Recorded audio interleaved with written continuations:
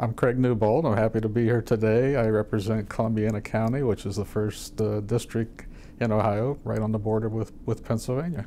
I started out in technology, which has been my entire background up until running recently for political office for the first time. But I started in the late 60s in technology as a programmer, a practitioner on machines that don't exist anymore, Burroughs computers, and went through a traditional career path as a programmer, developer, project leader, and then transferred into the consulting industry, where I then would go out to help other companies develop software, run projects for them. Ultimately ended up on the West Coast in Seattle and was blessed and started my own business in Seattle in the early 90s, I believe it was. And so we grew that over 6 years into a multi-state, 1,200-person company, where we'd go in and work for other firms, like a Microsoft, for example, or a Boeing. And we would help them develop software, typically not the software they would sell, but the software they would utilize to run their own business organizations.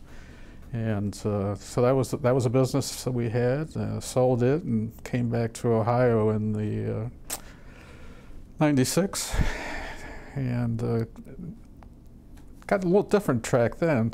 I got into education, decided that technology had advanced to the point where you really didn't need a college degree, and that if you could find young people, well, any age, but I think typically young people that had an aptitude and attitude for technology, you could take them and put them through intense, customized courses, and they could come out of that ready to hit the ground running as entry-level programmers in contemporary languages.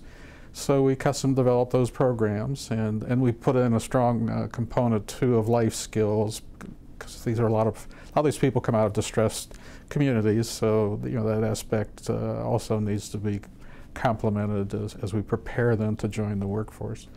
And so they go through that. They can do it over a year, half-time. They receive 32 credit hours that are transferable to the local community college, but they're ready to go to work. And they're our 74% placement rate with all of our graduates. We've got a high success rate, and it's something I'm excited about. I think that we could do in many, many other areas of the state.